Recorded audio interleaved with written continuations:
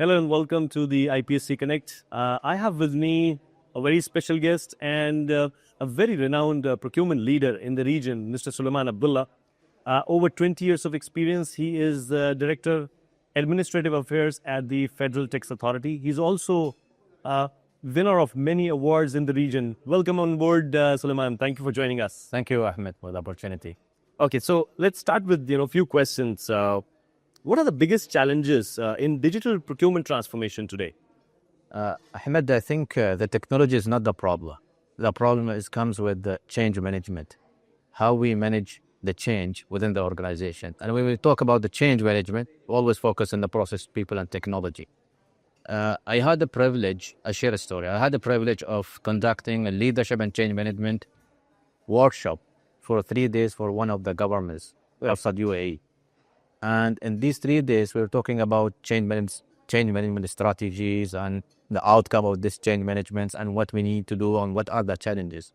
And end of the session and workshop, the minister of the country came and just told us this. Sulaiman, we have ambitions, we have visions. As leaders, we have goals. But when it comes to influence or leading this change, things stop. Right. It's all about how you are managing this change within the organization. So tools are there, Right. systems are there. If you see still some of the organization using paper-based process still does not have a high maturity when it comes to using the systems. So it comes with us as a people. So I think the biggest challenge that we have is change management. Second, how to integrate different systems to get correct data in order to True, very true, yes. take a decision and good decisions, because we're talking about AI. Yes. And we're talking about we don't have time only taking a quick decisions. True. So with the quick decisions, you need to have a correct data and need to have a correct integrated systems. And as you see that UAE had recently, published a very good initiative about zero bureaucracy. Right. Eliminating the waste, which will help in faster decision making. Excellent. So I think the point you mentioned about the change management, I think this is one of the very valid points, because no matter how good the technology is, unless we have the people who are skilled and who are adaptable and who are ready to accept the change.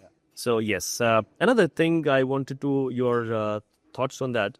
Can you share the insights on building an award-winning procurement practices? From my perspective, it all starts with a good governance framework. It starts with having a good governance framework within the organization. But having a good winning team is all about continuous improvement. I always say this. Recently, I had a question from one of my colleague of friends and saying that I see most of the organization receive awards. Right. But when you sit with them, they also faces challenges and they have their own challenges. Then I was telling them, winning the award doesn't mean they're perfect. It's basically recognizing their effort because there is a progress in the organization. So you always need to believe that establishing a winning award team or system doesn't mean you are perfect. Right. It's all about continuous improvement.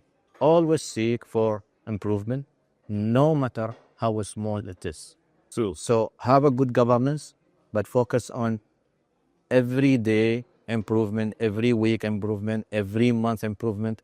I still remember one of the really great quote one of the leader has taught me. Till now I use it. He said, Sulaiman, if you want to take out yourself from comfort zone and always think about improvement, ask yourself this question. If you do the same work in the same way for more than 3 months, you are not improving. Yeah, true. So 3 months is maybe subjective time, but always push you that if you are doing something regularly for a period of time, why don't you ask yourself, why I'm doing it in this way? Is there a better way of doing it? Absolutely, yes. So this continuous improvement mindset and applying it is more important, and you will see yourself establishing really a good system and award-winning people. Thank you so much. Yeah, very well summarized. If I ask about the technology, let's say AI, do you think AI in a way one side is a purely positive side, Yeah. which is reducing the human effort. Yeah. But do you, in a hindsight, see that it has a negative implications as well? And let's say talk about a procurement function in general. See, everything in this world have a negative and positive. I always try to focus on the positive things because AI makes life easier. And if you go back in ages when internet came to the world, everybody said it's a risk. People will lose jobs. Yes, definitely, the transactional jobs will be eliminated. This is the call for all of us, a wake-up call. True, true, You need to reskill and upskill yourself. true, true. AI is there. You cannot ignore AI, but what you need to do with this AI, you need to adapt and you need to upskill or reskill your skills Right. based on the requirement or the need of AI in this.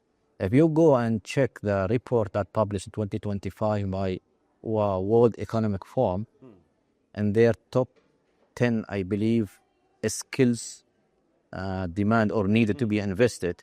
And the first three, the skills, it talks about AI and blockchain, cybersecurity. True. So you don't have a choice.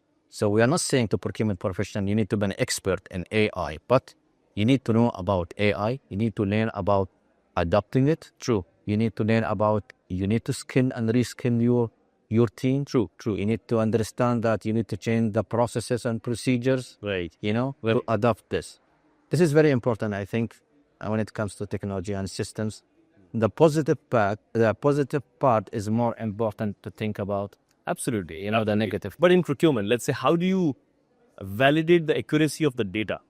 So, I'm sure a lot of people are using for different aspects in procurement and supply chain.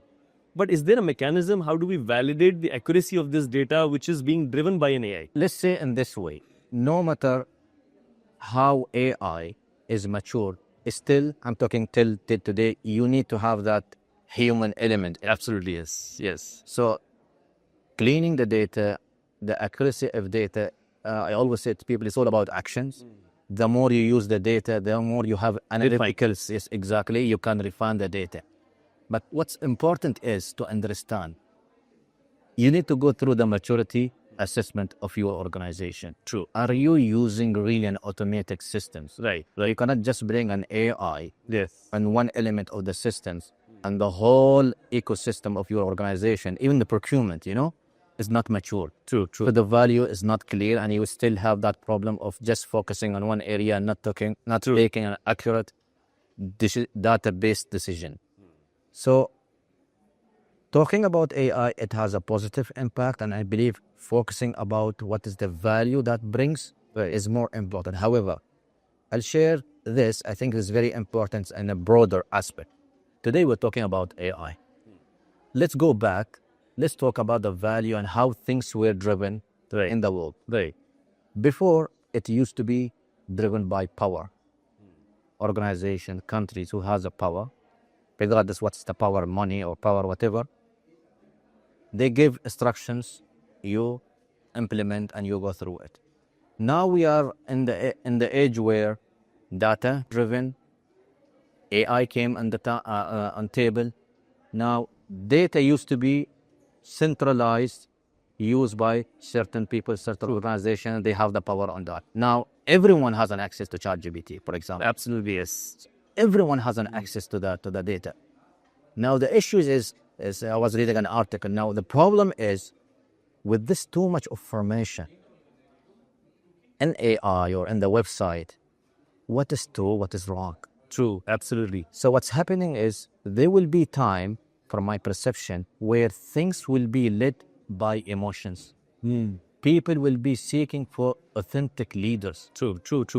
Good to have a data, but comes to the emotion part, how authentic the leader is using the data for a good purpose. Very true. Very true. So I think this is very important when, as a procurement, understanding the AI, but what's more important is taking that tool, taking that data, but being authentic, being purpose-driven is more important. Yeah, and at the same time, should be intelligent enough to validate the data rather than just being dependent on the AI and chatbots. One advice that you would like to give to the young professionals in procurement? I mean, you being a very good thought leader in the region, in fact, you have won a lot of awards.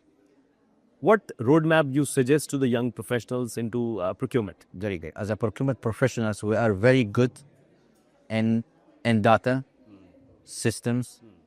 I would say the rational side Right. of us. It's all about data analysis, spend analysis, taking decision based on that. What is important to build, I believe, is the emotional aspect, True. the soft skills. So if I summarize in one advice to all of us, even myself, is you have a brain and you have a heart. Right. There is a rational side, there is an emotional side. Try to use both of them in a different situations. Don't be only purely focusing on data. Take decisions without even have that element of emotion. Absolutely, yes. And don't be only emotional guy. Right. Just people oriented and not using data for the decisions. Absolutely. Very well summarized. I think emotionally, we have to be intelligent enough. Yeah. And at the same time, qualified to do the job. Yeah. Thank you so much for joining us. It's Most welcome. always a pleasure speaking with you. It's my pleasure. Thank you. Thank you.